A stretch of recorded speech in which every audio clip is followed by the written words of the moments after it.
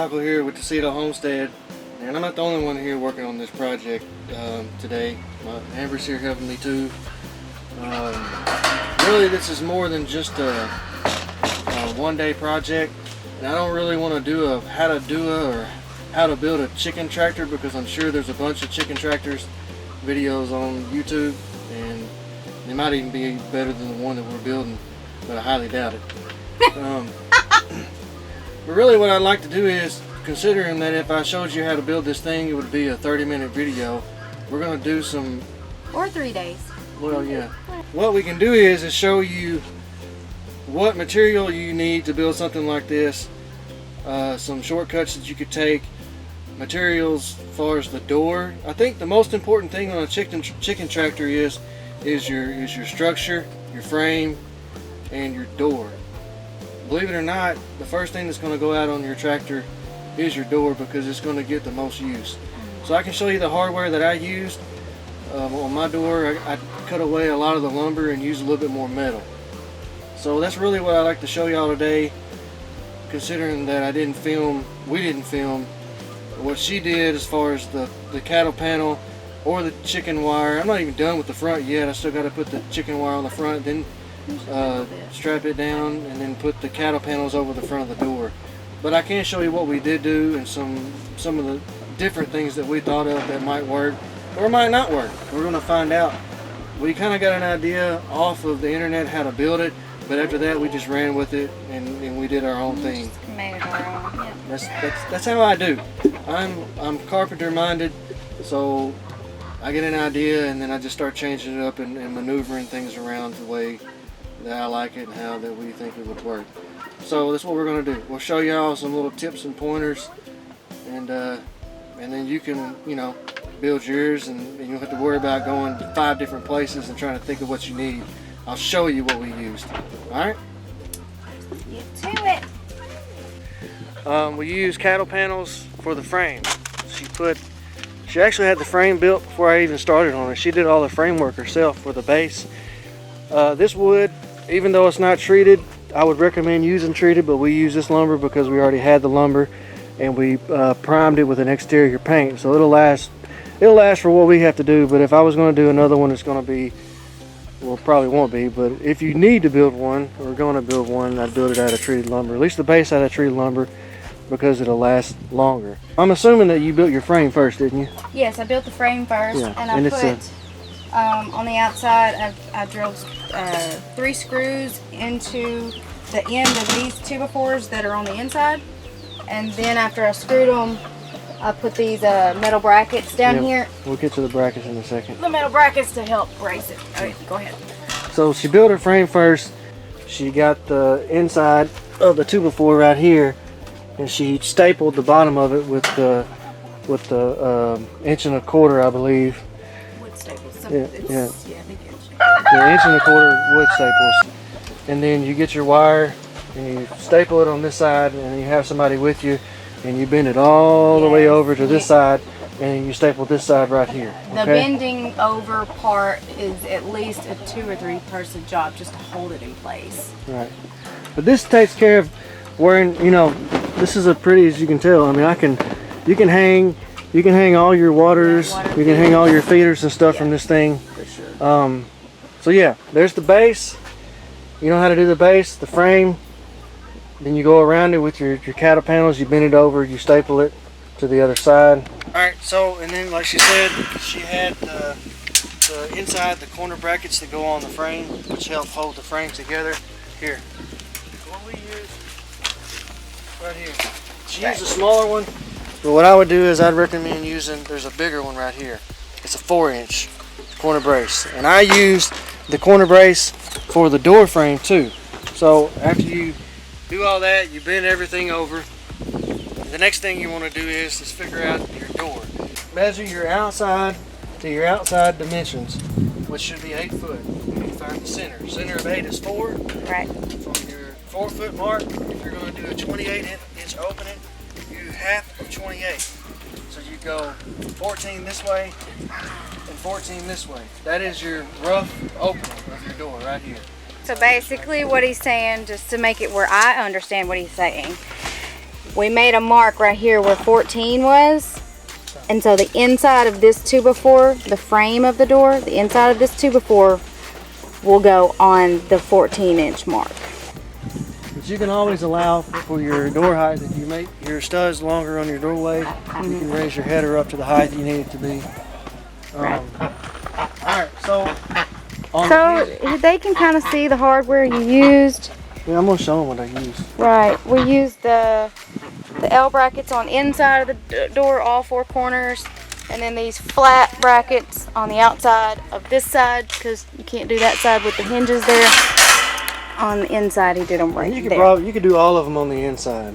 Yeah. If you wanted to. I was going to do them all on the outside, and then I realized the hinges were in the way, which I should have realized that before. But it worked out. It looks fine. But we got all this stuff from Tractor Supply. Right.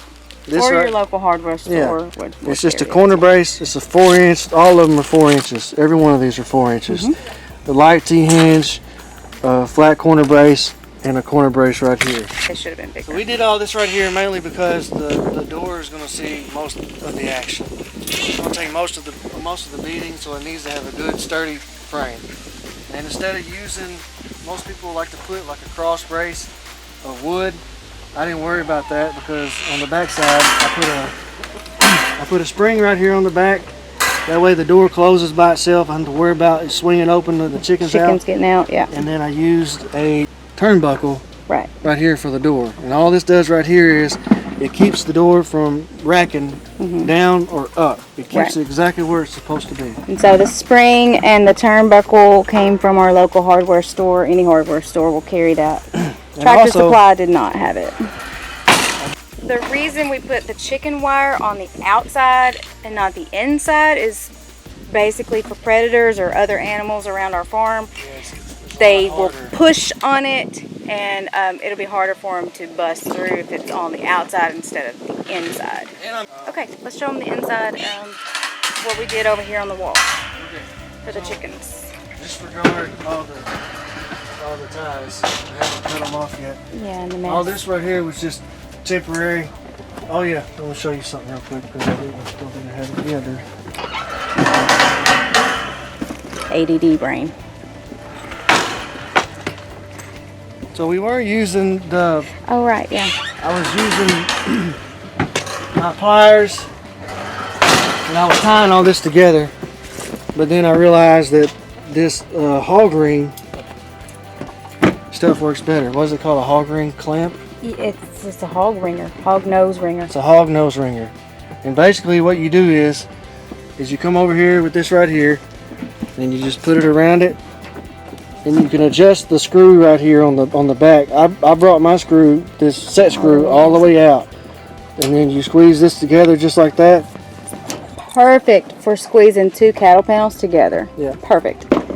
So after I temporarily zip tied and tied all this together so it didn't blow away, then I came back with this hog ring, but I'm gonna call it a Fence Miracle stapler or whatever. And I came back and I redid all this right here, did all the framework, every other one. I put one on, even on the outside, I did all that too. And then on the inside, you can see on the front, we stapled this right here to this frame, which is attached to the roof of the cattle panel. So when I tell you it's sturdy, it's not going to go anywhere. Yeah, the door is very, very sturdy. And then for a stop, because you got to have a stop, you don't want your door swinging in. I put stops on the top and the bottom. That allows the door to hit the wood and stop. There you go. All right. So on the back, for the chicken nesting boxes, we're fortunate enough that our father-in-law, he works for a sheet metal company, and we have a bunch of this scrap sheet metal strap. Yeah. This is an inch, I believe, strap. Yeah. So we kind of just put this together as we went, back and forth, tossing ideas. It may not work for y'all, but we're gonna try it out because it's less wood. This stuff right here is lightweight. It don't weigh a lot, so it cuts down on the weight of the tractor, and it also lasts the life because it's metal and it's not wood. As far as the zip ties go, it may last, it may not. I may have to go back and do something different. We started out with we were going to do rope or zip ties, and me and her kind of argued back and forth for a while about that. And I think balin twine would have been better, but I let him run with his idea. So we're doing the zip ties. All right. So what we did, we cut the lid in half. That's going to be the front of the nesting box. So see how long is the lid right here. We may have to glue this lid in so it don't move. And then we use the zip ties on the back to keep the bucket sturdy enough. And we set it on top of the base frame. Put one screw in the bottom on the inside to hold the base frame to the bucket. And on the back side, what we did is we got the strap and we molded it around the bucket that wasn't anchored yet. And then we put it around this bucket and put a screw on the right, put a screw on the left, and then I put a screw far in the back. The reason why it's so far in the back, the chicken, you can't even see this one because it actually mounted to it went through the outside of the back of the bucket right there.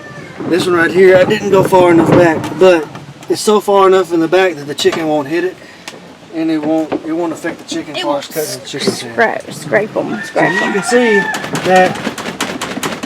Yeah, it's pretty sturdy. Pretty sturdy. And you know, we're all doing use what we've got. Yeah, we use what we got, and we can always fix what we have. We always fix everything with something. If it's duct tape or baling wire. The baling twine's is the best stuff since sliced bread around here. Just gonna say, like, it's really windy outside right now and cool. Like, it feels comfortable to us. But in this chicken tractor, it's like we're sweating. So in the winter time, this is really gonna hold heat good for them and keep them good and warm. Yeah. Just face it away from the north wind. Yeah, okay, face it away from the north wind because it is much warmer in this thing than it is outside right now. Yeah. So yeah, it's gonna be really cool, really good. The reason why we're doing this chicken tractor is because our chickens are free ranging, but they're free ranging with the pigs and the dogs. They haven't quite learned to lay higher. Yeah. So our egg supply has been dropping drastically because the dogs and the pigs are eating our eggs before we have a chance to enjoy them. Yep. You know, I'm not knocking you, but I need my protein too. So we share with our animals, but you know, we need ours too. Alright guys, well, give us a like on this video. Comment if you want me to build. The more likes, the more video gets shared, the more we get out there.